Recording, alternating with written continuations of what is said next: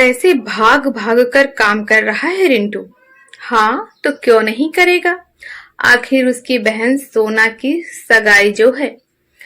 दूसरे शहर से आए रिश्तेदार आपस में बतिया रहे थे और घर वाले काम निपटाने में व्यस्त थे।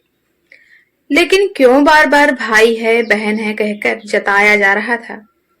थे तो रिंटू और सोनालिका बुआ ममेरे भाई बहन। किंतु क्या कारण था कि रिश्तेदार उनके रिश्तों को यूं रेखांकित कर रहे थे। पता नहीं मामी जी को क्या हो गया है, अंधी हो गई हैं बेटे के मोह में। और क्या बुआ जी भी नहीं देख पा रही हैं कि सोना क्या गुल खिलाती फिर रही है। बड़ी भाभी सुबह नाश्ता बनाते समय रसोई में बुदबुदा रही थी। रसोई में काम के साथ चुगलियों का छौंक काम की सारी थकान मिटा देती है। साथ में सब्जी काटती छोटी मामी भी बोली, हाँ कल रात देखा मैंने कैसे एक ही रजाई में रिंटू और सोना सबके सामने। कोई उन्हें टोकता क्यों नहीं।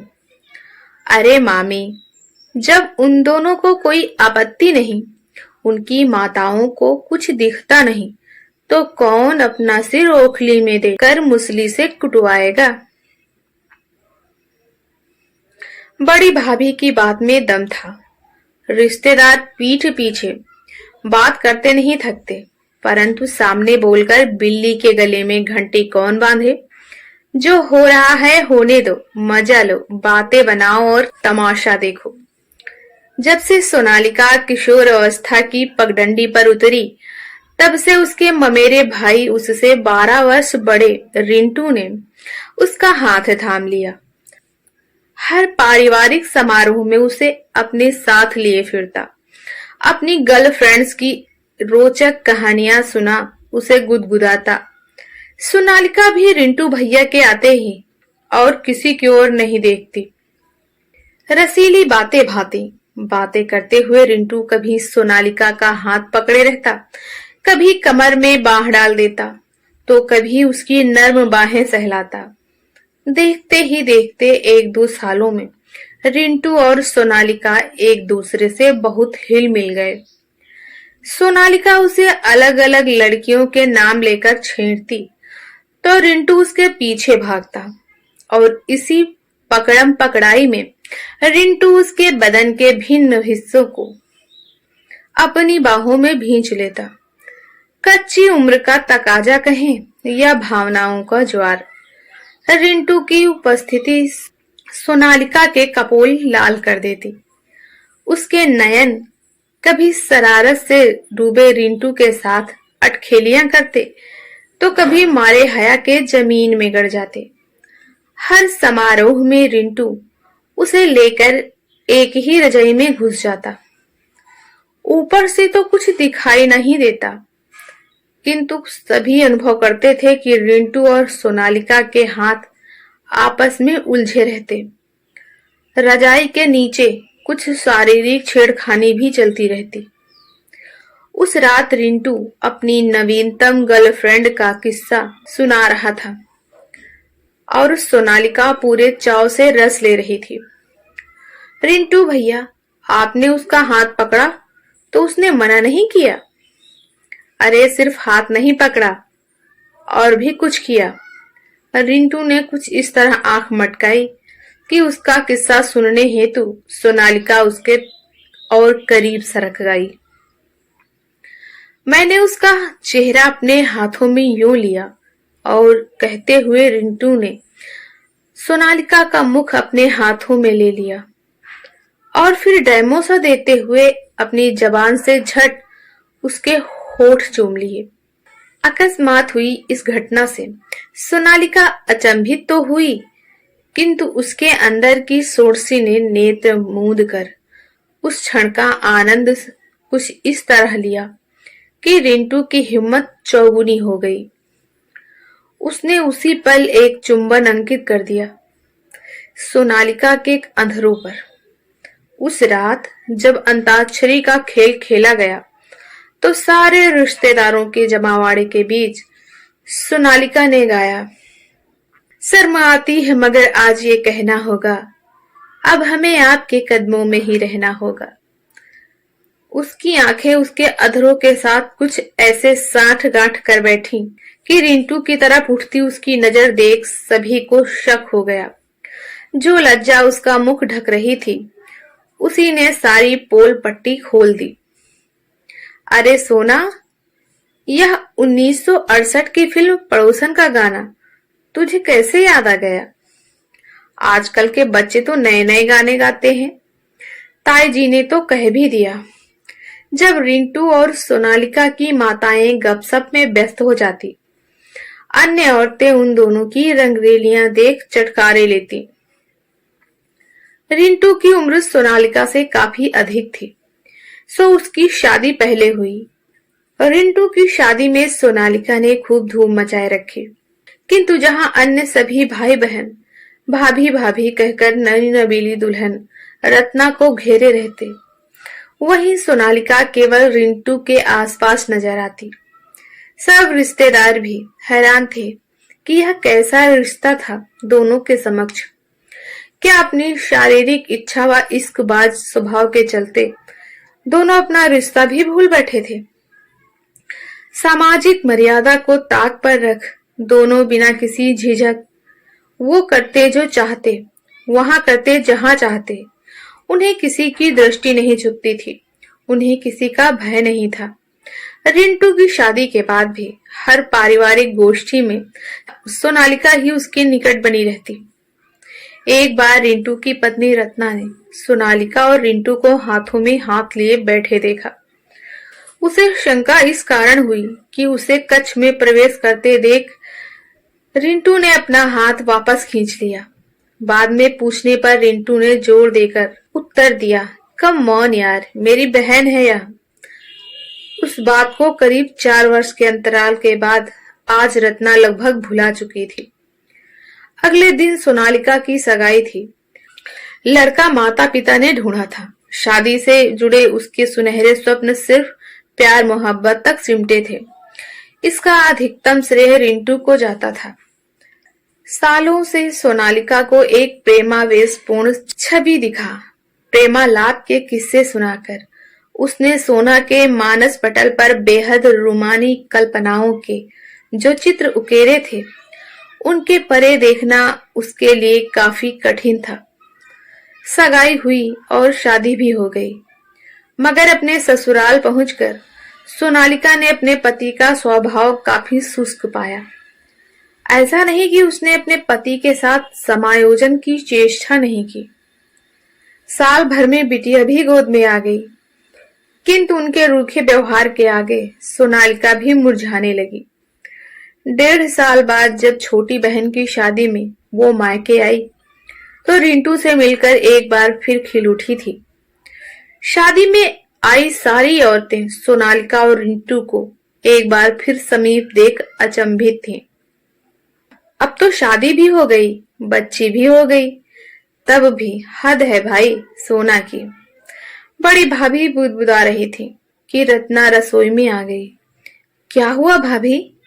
रत्ना की पूछने पर बड़ी भाभी ने मौके का फायदा उठा सरलता और बेबाकी से कह डाला, कहना तो काफी दिनों से चाहती थी रत्ना, पर आज बात उठी है तो बताए देती हूँ। जरा ध्यान रखना रिंटू का, यह सोना है ना, शुरू से ही रिंटू के पीछे लगी रहती है। अब कहने को तो भाई बहन है, पर क्या चलता है दोनों के बीच यह किसी से छिपा नहीं है। तुम रिंटू की पत्नी हो, इसलिए तुम्हारा कर्तव्य है अपनी गृहस्थी की रक्षा करना। सो बता रही हूँ। बड़ी भाभी की बात सुन रत्ना का चिंतित होना स्वाभाविक था।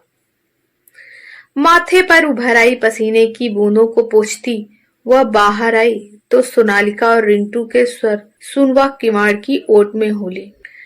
कैसी चुप सी हो गई है सोना, क्या बात है? मेरी सोना तो हमेशा हंसती खेलती रहती थी, रिंटू कह रहा था और साथ ही सोनालिका के केशों में अपनी उंगलियां फिराता जा रहा था। रिंटू, आज जैसा कोई मिल जाता तो बात ही क्या थी। क्या यार, हम भाई बहन क्यों हैं? क्या कुछ भी नहीं हो सकता? कहते हुए सोनालिका रिंटू की छाती से लगी खड़ी थी कि रत्ना कमरे में प्रविष्ट हो गई।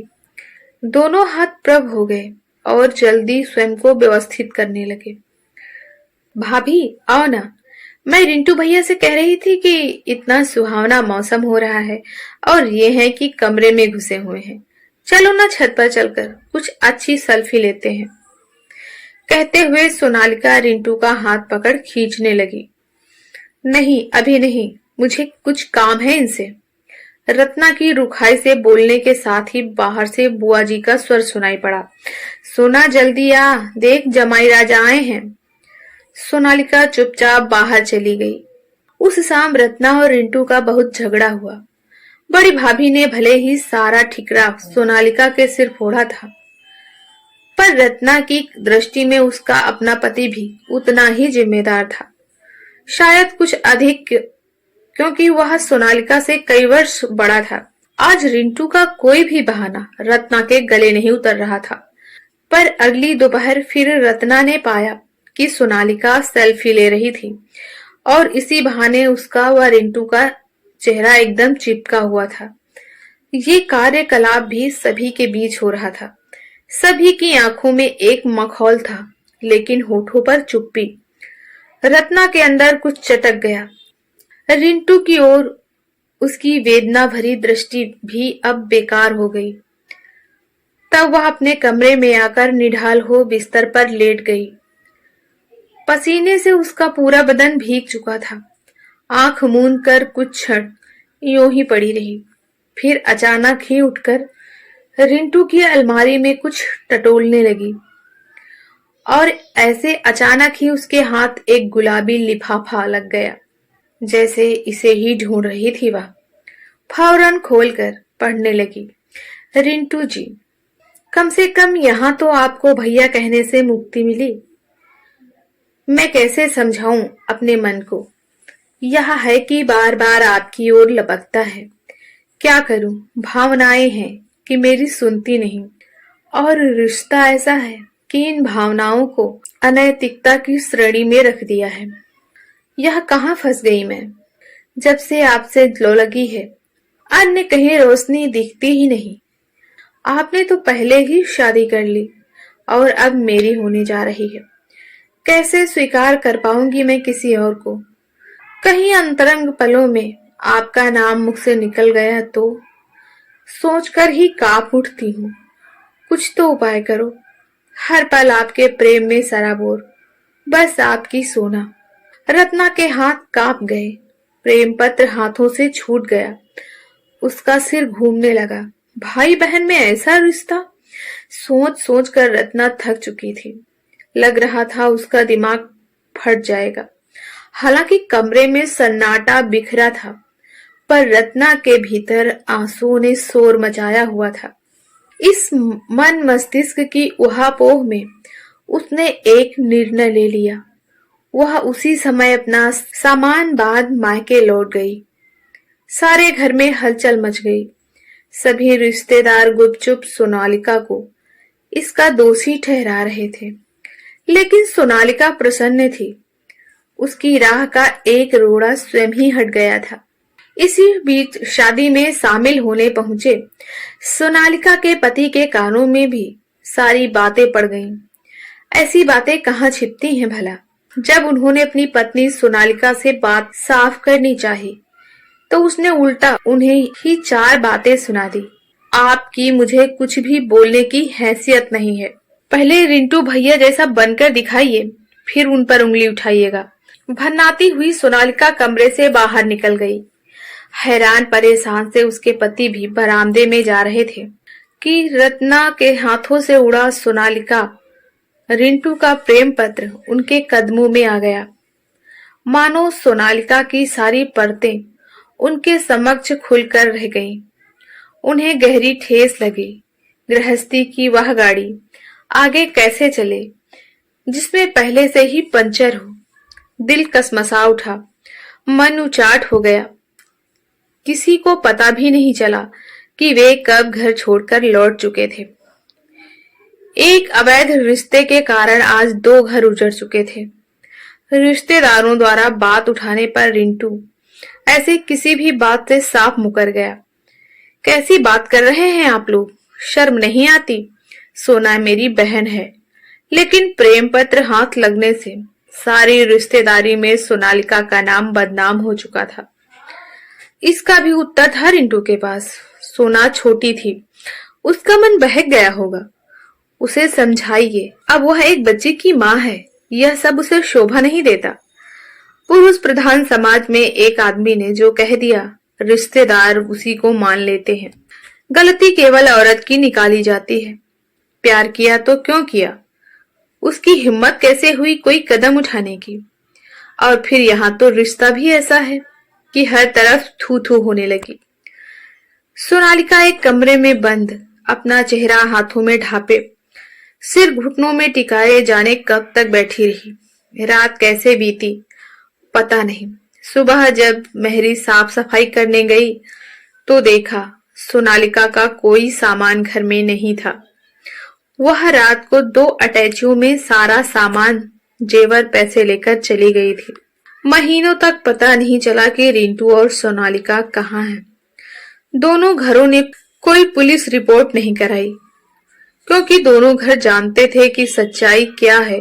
फिर उड़ती उड़ती खबर आई कि मनाली के रिजॉर्ट में दोनों ने नौकरी कर ली है और साथ साथ रह रहे हैं, पति पत्नी की तरह या वैसे ही, कौन जानता है। कहानी आपको कैसी लगी कमेंट करके जरूर बताएं और इस तरह की नई नई कहानियां सुनने के लिए सब्सक्राइब करें हमारे चैनल स्टोरीज विद कामिनी को।